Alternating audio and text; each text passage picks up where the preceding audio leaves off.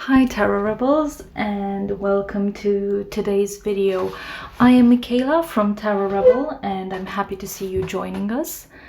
Today I will show you the new Immortals tarot deck and what I think of it. Let's see if I can make it a staple in my permanent collection. First of all, please remember this is not a tarot reading.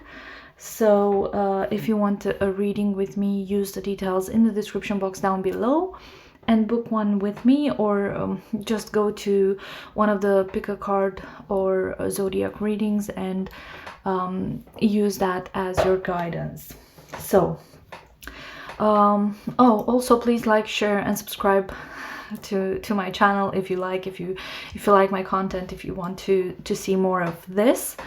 And I'll just get started. So where I got this deck from, this is a Kickstarter campaign. I don't remember when it actually started. The deck creator is Madeline J. McLaughlin, so you can see it here at the bottom of the box. I hope you can. And what else? It took about a couple of months to arrive. I think it was supposed to reach me in January 2021, and it's mid-April right now when it arrived. So it was a bit delayed. I wasn't super mad about it because I've seen all the art. So this is one thing I really enjoyed with the creation of this deck. There were pictures of all the cards on the Kickstarter campaign, and I realized that actually it's very relevant if I can see all the cards before I decide to support one campaign over the other. So that was useful, and it cost $70 including shipping, so that's around 50 something pounds, I think. I don't know when that payment, I forgot to check. I don't know when that payment was made exactly, but it was sometime in 2020, I think November. And I got it from the US. I hope it was printed there. I don't remember seeing something like that. And now let me just show you the deck itself and walk you through it. So first of all, this is the deck. I'm gonna show it to you later. These are just some prints I received as part of my pledge. So this is the Devil card. This is the Queen of Wands. It's kind of difficult to see that this is an F and not an S because they look very similar. It's not bothersome to me, I'm just pointing it out. This is, I assume, the Nine of Cups. And what else? The Moon card, which is a gorgeous card in my opinion. And I think this is the Ten of Swords. Right, so these are very thick paper, not glossy. If you want to use them as I don't know, put them in frames or even as postcards for a tarot enthusiast, I think they're really nice. I really like the quality of this and the colors. I really like this Devil card as well. So I'm just gonna put this aside. I also got this cotton drawstring bag. It's just a simple one, nothing fancy, and it has my backer number on it, so I was number 242. So what does it say? Something? It does say something, but it says 2021 first edition, and I think the author name, yeah, by Madeline McLaughlin, the new Immortals tarot. So that's what it says. I'm just gonna put it aside here. And I got this beautiful poster. It's quite huge. I didn't open it so far, but I'm just gonna try and give you an impression of how huge it is. It includes all the cards. So the Fool, the Magician, the High Priestess, blah blah blah. And this is the last bit of it, the new Immortals, an original tarot deck by Madeline McLaughlin. Okay, so I'm just gonna make this a bit tidier and put it aside. This is how it came. I'm thinking of trying to uncrease it, but I'm not sure what I'm gonna do with it because I'm not using posters of any kind, so we'll see.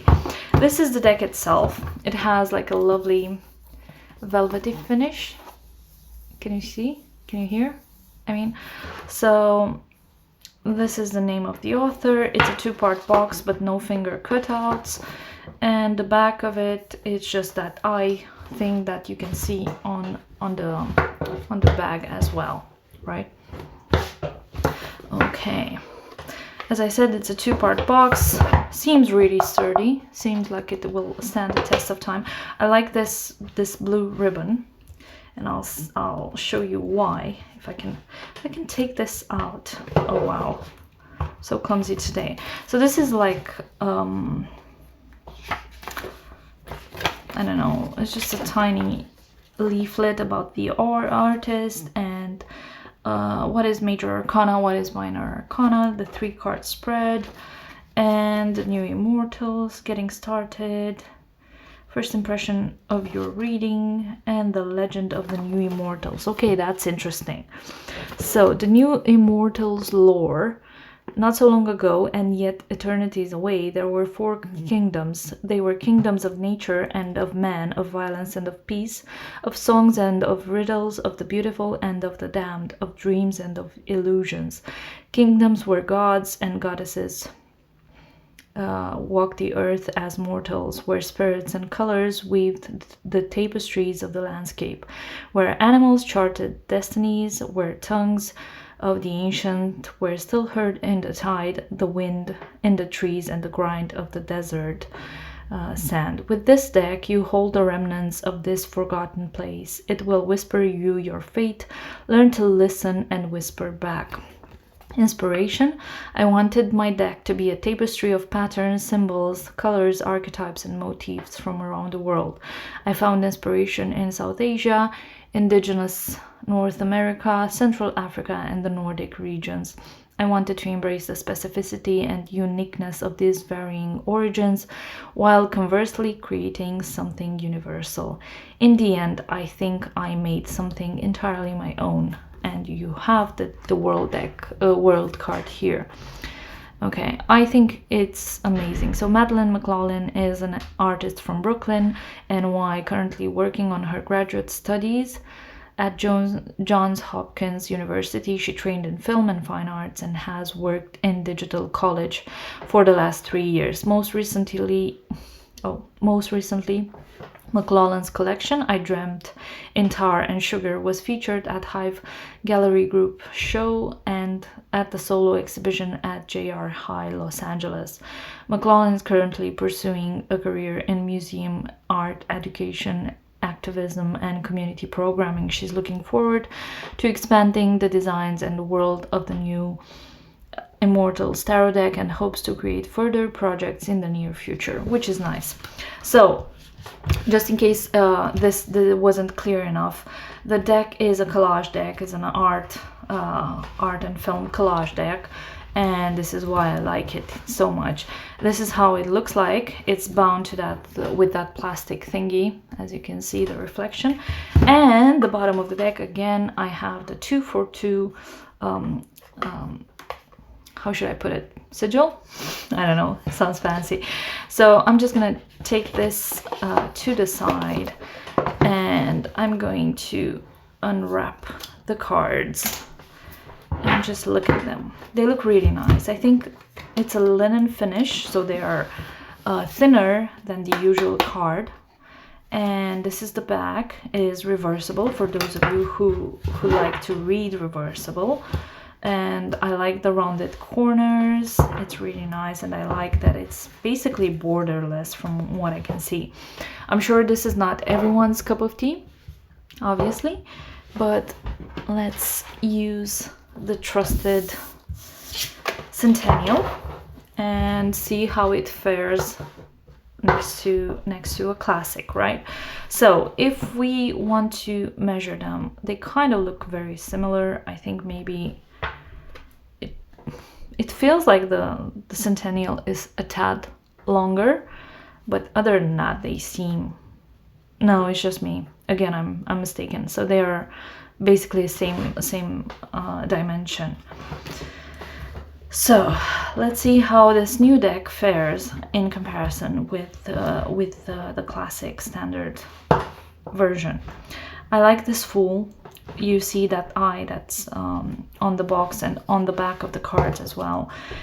This leap of faith is very whimsical, I would say, because you have this very circusy outfit. Not in a bad way, obviously. I just really like, it's very appealing to my eyes. But then it's so different from what we're used to, and I like that this Fool is flying and doesn't really have a companion from what I can see, and it doesn't have a bag, so there's no baggage, and it's just like blindingly following where the Fool needs to go, right? This Magician, again, not very standard. I would be curious to see what was the explanation behind it. Technically, oh, I like the broom, but then the background is full of swords. And where are the other elements? I don't see them, and I don't see the infinity symbol either, but it's a very expressive card, to me at least. Being so naked and so vulnerable, but so strong at the same time, it's a lot to take in. Okay, the High Priestess. This is a gorgeous card. I really like it.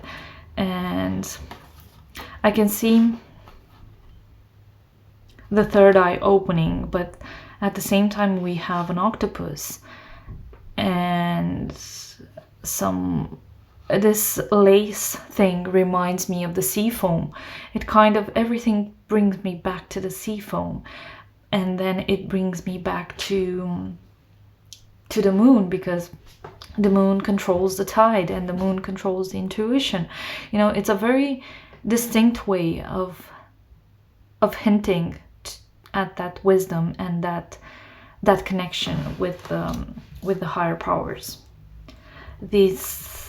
Oh wow, this Empress card.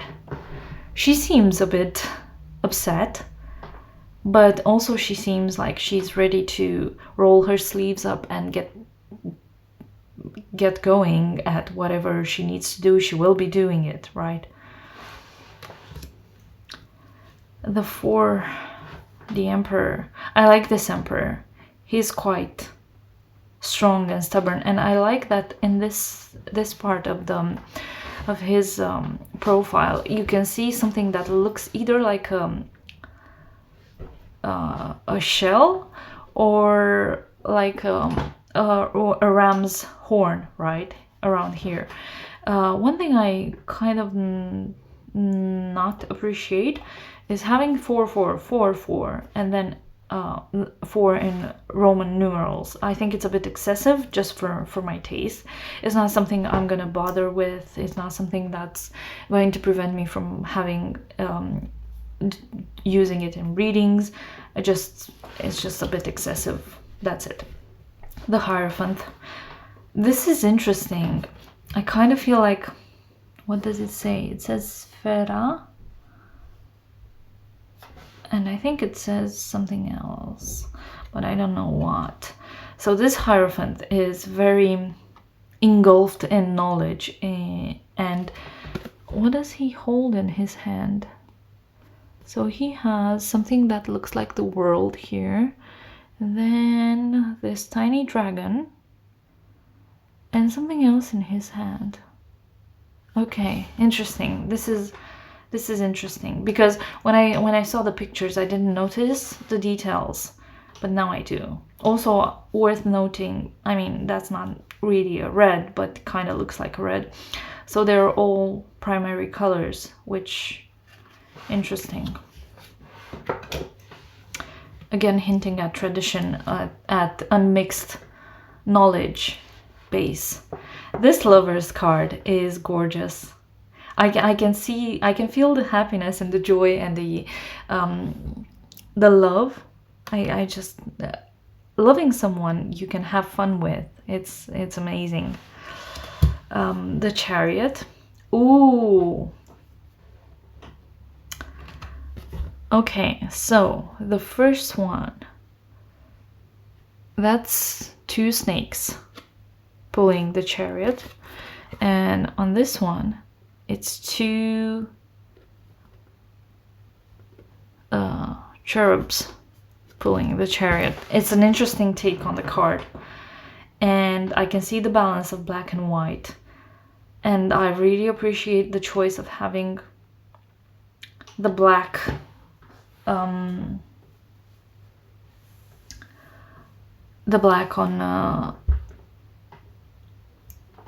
top. And now I noticed a mistake. This says 12 on the top. See, this is why it's easier if you're not using Roman numerals, you know, because you don't see this kind of stuff. Anyway, I'm not gonna be bothered by this. This Strength card, so expressive. And maybe it's just me, but the triangle and the circle in the middle just makes me think of illumination. Yes, I don't see the infinity symbol. It's not something I'm really mad about. It's just probably that's how it was decided in the end. I like this card. It has a very calming effect, as opposed to the original one, which somehow I feel it's a bit too aggressive for the message it tries to convey. I like this one. Oh, this Hermit. There are some hands around it. So every card has a slight symbol that transcends the borders, right? Quite like it. I like it. Interesting. Interesting. This Wheel of Fortune. Let's see. What goes around comes around, right? And sometimes you end up on top, and sometimes you end up screwed. It's just part of life, I guess. And here I think that's a slight error, because I'm not sure you can see it, but there's a slight 10 in Roman numerals here. It's not gonna bother me too much. I'm just saying maybe they should have just covered it altogether, and that would have been it.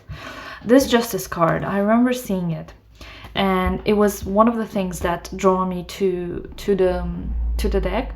And I like the scales floating around, and she's trying to make a decision with her eyes closed and blindfolded. I like it. This Hangman. I know some people will probably take offense in this. I don't think it's necessary. I think it's a gorgeous card, in my opinion. It's more about that sacrifice message that usually sometimes it's depicted when the Hangman appears. However, I don't feel that message with the standard deck, but this one I can get on board with. This Death card is so expressive. Wow. Oh, yeah, so this one has a 12 as well, right? This Death card is gorgeous. It's very isolating to look at it, because actually when we get born and when we die, we get born alone and we die alone, right? And it kind of reminds me of that. The Temperance card is gorgeous in a very surrealistic way, right? Because you have this mirroring on both sides, which is resembling this pouring from one cup to the other. But then the images in front and in the back of these two characters, they do change. So it's not a complete mirroring. It's just trying to find that balance in a whirlwind of emotions and experiences. This Devil card, you know I like it, right? It's like so madmanish in a very quirky and slick way. I just like it. I just like it. It kind of speaks to me about that temptation, whereas this standard card usually talks to me about being connected to something toxic. This is the precursor of that toxicity, right? Sorry for that. This is what happens before you decide to embrace the toxicity and the negativity. This is something that lures you in, and I really like this message. And here in the back you can see lots of damned souls, but they're very difficult to spot, only if you look very, very careful, because let's face it, temptation never presents themselves like this. They do present like this, right? Oh yeah, try and smoke, it's gonna be good for you, it's gonna make you look cool, you know. The Tower. See, I like this representation of having the tower on someone's head, because at the end of the day, it's our world and our connection to the world that gets ruined and destructed.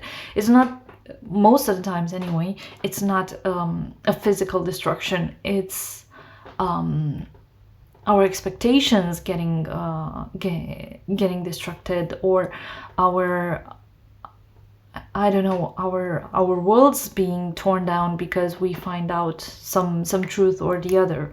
It's not a physical destruction, and this is a very, very good reminder of this. The Star card is gorgeous.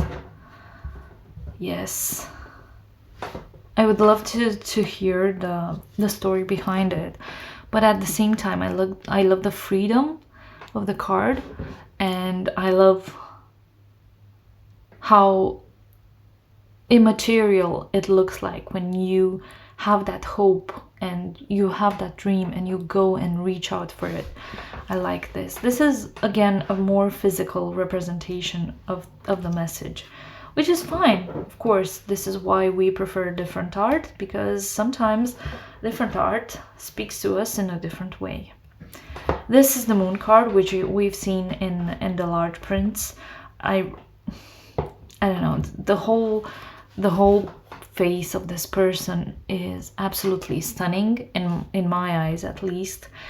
And I kind of get the feeling that this is about the dark side of the moon, you know.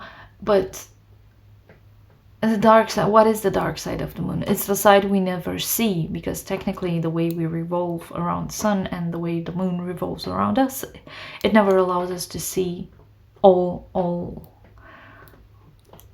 the I don't know, our satellite, right?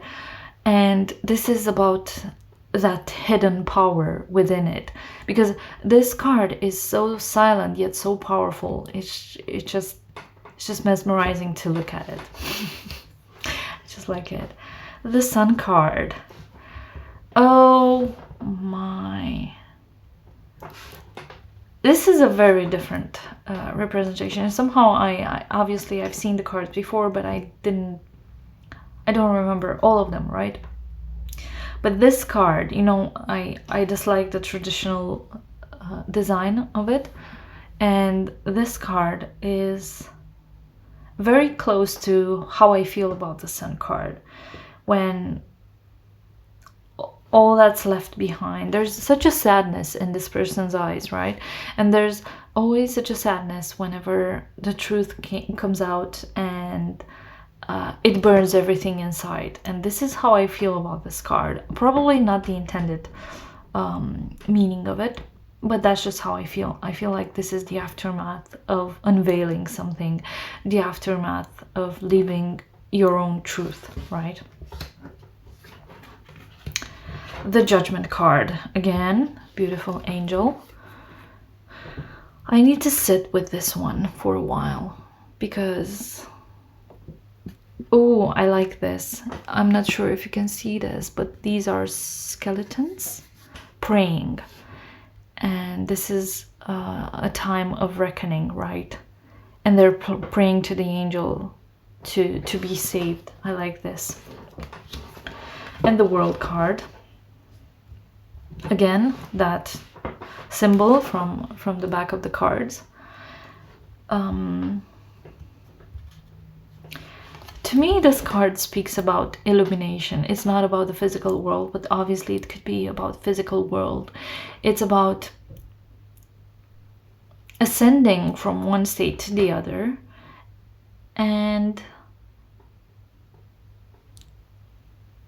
embracing that accomplishment, that revolution of some sorts, right? Because it's an internal revolution and evolution at the same time. I don't know, it's just the whole art is so calming for this deck. I'll probably reach out to it more than I would like to admit, but let's not rush into this because it's the first time I'm actually holding it and watching it. So I really like this card. Moving on to King of Wands. Okay, do I need to okay, I just need to put the kings. King, Queen, I assume, and this one. Okay, I'll do that for now. Interesting choice of order. Okay, so the King of Wands, very wild, right? Very untamed, and the moth is present. But do we have the other? No. I like this. I would like to know what this moth is because I don't remember seeing it on the standard king. Sorry if I step out of the frame. Interesting choice of familiar, right? This Queen of Wands, which we've already established, she's gorgeous. I like her. I would just like to know why the wand is covering her eyes because it kind of doesn't make sense. Oh, the knave and the page. Wasn't the knave the page? Usually the knave is the page. Okay, whatever. Okay, interesting. This one leads with passion. See? I like this. Leading with passion, charging forward. It's a very representative card. And the Page of Wands, gorgeous. What's this? Is this mushrooms? Do all of them have some kind of mushroom with them? Because I didn't notice. This is like fern and moths. Okay. So these two have mushrooms. And the twigs. Okay. The Ace of Wands. That's a gorgeous card.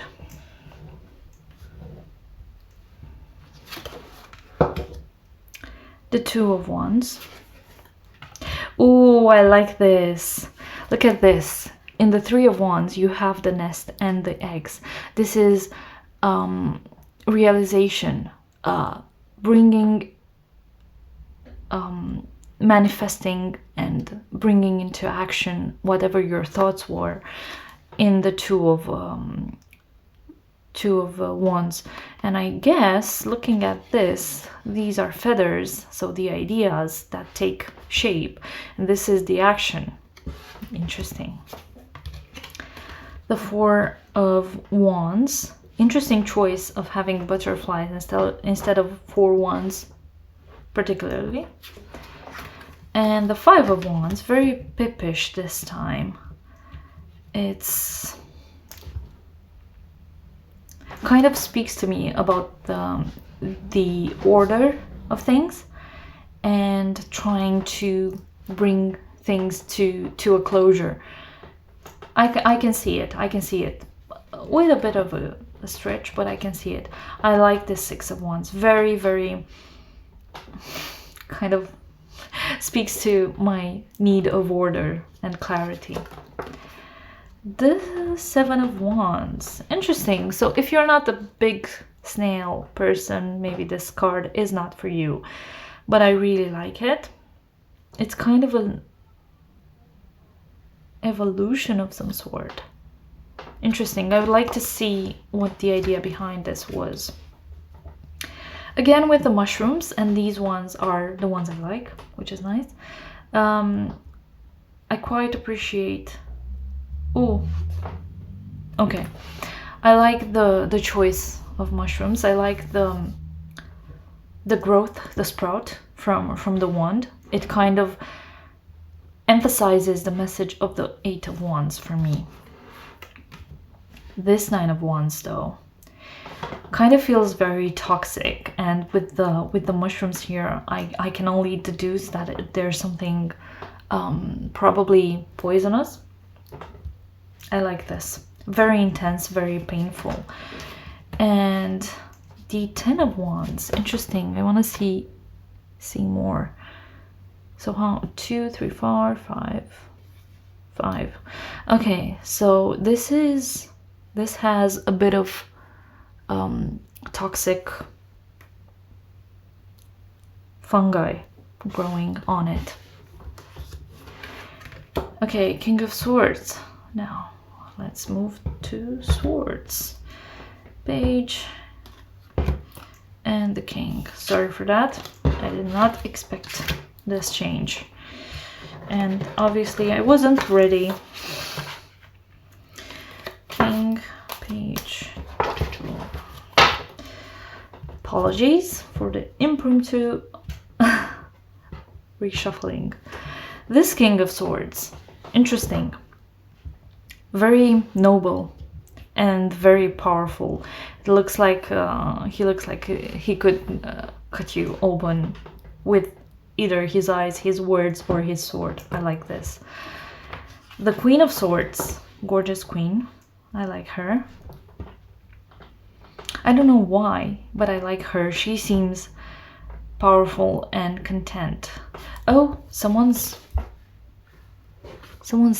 here, and I would say they're dead. This Knave of Swords, very strong and proud and boastful. I like him. Oh, gorgeous Page of Swords. It kind of feels like they're biting more than they could chew. They can chew, but in a good way. Like taking on too much homework, or juggling too many things at the same time. But they're doing it successfully, so it's good. I like this imagery. The Ace of Swords. Interesting. What do we have here? So, have sword, we have a snake, and I don't know what flower that is. And we have this knife here, and someone, my mythology isn't that great because I'm like unsure what all of this is. Probably I would have benefited from a guidebook. Okay, the Two of Swords. Interesting concept. I like this concept a lot.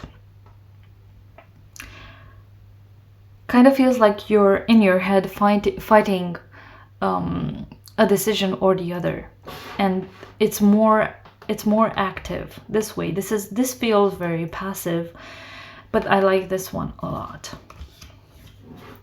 Wow. This choice of Three of Swords. So the tapestry has been stabbed again and again and again, right? And what is heartbreak but repeated stabbings at the heart, right?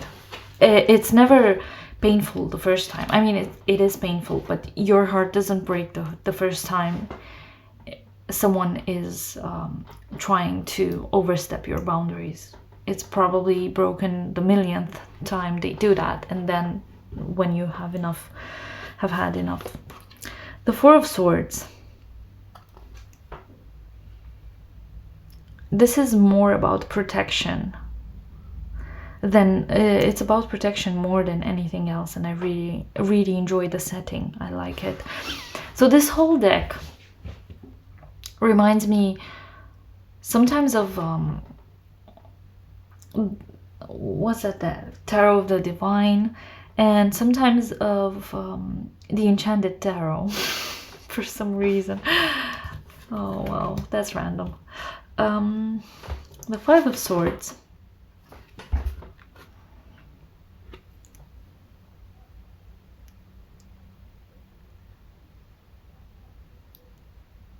This is one card that leaves me speechless in a way that shouldn't happen.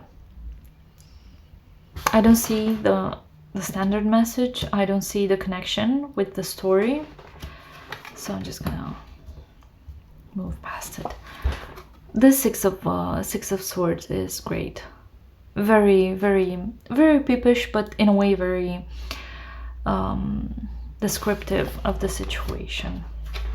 And again with this this design that we've seen in the Two of Swords.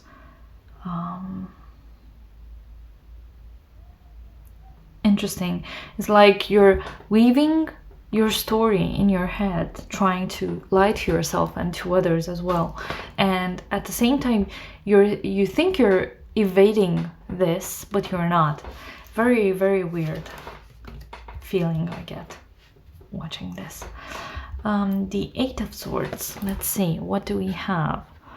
So we have this kind of looks like a hand, also looks like a lock, and being locked in your head is the exact message of the Eight of Swords. Interesting depiction of the card. I was curious about this one. So the Nine of Swords.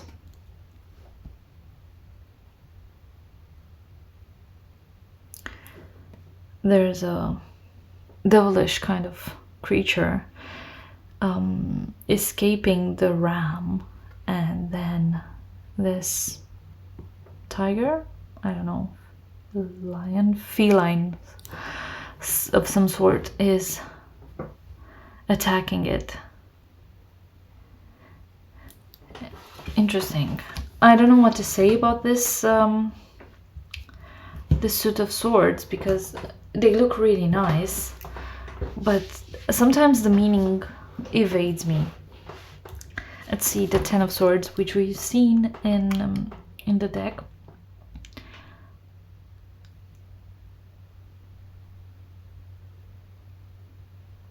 This is a deity, and I don't want to say anything stupid, so I'll refrain from saying the name. I like the art. I will probably need a guidebook for this suit. We're moving on to the Pentacles suit, which again I wasn't expecting. And let's get the Queen, Page, the Knight, and the King. Okay. This King of Pentacles is very lush. Seems more stubborn than the traditional king, but I like it. I do. This Queen is gorgeous. She I don't want to be mean. She looks like my mother when she was disappointed in me. Okay. The Knave of Pentacles feels like he's so young, right? Is it just me? He feels so young and so ready to start his journey, ready to conquer the world, but he hasn't done anything yet, just like this knight hasn't done yet. The Page of Pentacles, she's gorgeous. She feels like a scholar to me. I'm not sure if everyone feels the same way, but she feels like a scholar to me. The Ace of Pentacles. Lots of pentacles steaming from this.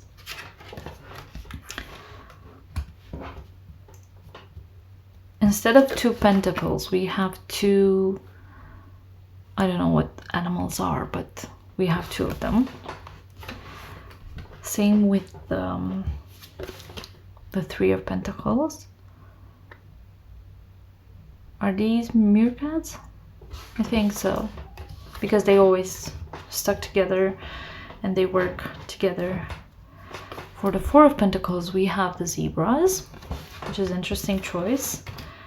And the 5 of Pentacles, we have this tortoise kind of situation. Interesting choice of colors. I was kind of repetitive, I would say. So the first ones had this reddish background. These ones have the green one. Okay. The 6 of Pentacles. It's a snake. Yeah. Okay. And the 7 of Pentacles, it's what? What are you? Oh wow. I don't know what that is. It's... If someone knows, please leave a comment. I would love to know. The 8 of Pentacles, envelopes, and the 9 of Pentacles, the giraffe. This is gorgeous, actually. I really like this. It feels perfect. The other ones I'm not so sure about, and I kind of like I feel like I've seen the pictures online. Why did I buy this? But this one I like. So. And the 10 of Pentacles, we have butterflies again, which is nice. And we're at the Suit of Cups. Let's just do this. Okay, the King of Cups. Very, very charming, right? I like this, obviously. I prefer this representation to this one. Oh, she's gorgeous. She seems so, I don't know, romantic and kind and generous. I really like her. She's gorgeous. This Knave of Cups is a flirt and a half. He looks so cool smoking his pipe. And the Page of Cups. What is this gorgeous? This is gorgeous. Like, compared to the other suits, the Suit of Pentacles kind of felt a bit lazy. I don't know. The Page of Cups we've seen, and now moving on to the Ace of Cups. Gorgeous. I like this. Look at these two. I love everything about this. The colors, the imagery, the cups. Gorgeous. Like this. Very intense. And the 4 of Cups. Interesting. I like this. And the 5 of Cups. Very pippish this time. So I think this is one of the cards where you need to rely on your knowledge and your skills. Same with the 6 of Cups, very pippish, but I like the colors. 7 of Cups again, very similar, but I like that at least the cups are different sizes. It kind of reinforces the idea of diversity, right? Oops. 8 of Cups. 9 of Cups. I like the jellyfish association for this. And the 10 of Cups. And we have some extra cards. see. What are they? Hope you can see them. So we have Cassiopeia, Aphroditus. Is that Pantheon? I wasn't sure if it's an R or an N. Eroto and Clio. What else? Palemon, Calliope, Antiope, and some blank cards. So what does it say? This deck is filled with fantastical figures and creatures existing within an original mystical realm of my own creation. The new Immortals deck can be used as a tool for your own unique spiritual journey. These cards may help you along your journey to find mindfulness, compassion, and understanding in exploring life's questions. In the first edition deck, I have included 8 extra character cards loosely inspired by the 9 muses. 9? I only have 8. Okay. Yeah, I only have 8. So, I have also included 3 blank cards for you to create your own cards. I gained a deep sense of connection and wonder in creating these cards, and hope that you may find meaning in their design and intention as well. Kindly, Madeline. So she says we have 9 and I can only see 8. Okay, I'm not gonna be mad about it because they're just extra cards. I would have been curious to see the 9th one, to see the design, but if it's not, I'm just gonna contact the creator and see why it's missing. Let's see how the deck shuffles. This is a dream. The quality is amazing, and if you're a fan of edging your deck, I think this deck doesn't need to, because I'm not sure if you can see this, but there are lots of colors on the sides from the deck itself. See? So I wouldn't edge it because it looks gorgeous as it is, and it shuffles like a dream, and it will stand the test of time. Oh, this is amazing. I really like this. Okay, let's see. Boom, the Temperance card. The Empress. One more. Let's see. And the Strength card. I mean, they're kind of my favorite cards, right? From the deck. I mean, I have a lot of favorite cards. So, bottom line. It's an interesting experience to get this deck. Like the Chariot has the 12 on it. Some of the cards cannot be read without a guidebook. I have 8 muses instead of 9. I don't know what's up with that. But at the same time, I think it's a solid deck, and especially for someone who's an art lover, not saying that I am. I do love art, but I don't consider myself trained in any way, right? I think it's a really nice tool to have. It's very romantic, very soft-spoken, so if you appreciate a deck without an edge, although I do think this one has an edge, but if you have clients who are resisting to I don't know, to the likes of Deviant Moon, or I don't know what gothic stuff you might have, maybe this is one of the decks that can speak to them and can make them feel safe. I think it's a very, very nurturing deck in a way, although I can sometimes connect it to my Mariel for some reason in some imagery, which is my personal deck, and I don't actually read with it for other people. So this deck, I would recommend it if you can get past some of the irks you might have with it. I know I can.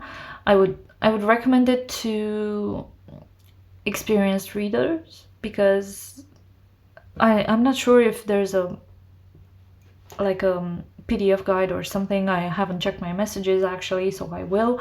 But if you don't have access to the guidebook, this might be very difficult to read, especially to understand the intention behind some of the cards. I know I have trouble with some of the swords, some of the pentacles, but working with the deck will help immensely to move past it. I think the quality is super nice. The two-part box is very useful. Then even if you don't use that, you have the travel bag, right? And you can use that. Yeah, if you like the deck and you think it's worth the money, because it's quite on the expensive side, so it's not a mass market deck you can buy with $20 or £20. It's I paid $70 for it, so yeah, it depends on you. But overall, I really like it, so I would recommend it to a seasoned reader. That's all I have for you, Tarot Rebels. I hope you like this walkthrough and this first impression kind of video. I would love to hear your thoughts in the comment section down below. And if you want to get a notification every time I upload, please remember to like, subscribe, and hit that notification bell. Thank you so much for joining, and I do hope to see you in another video.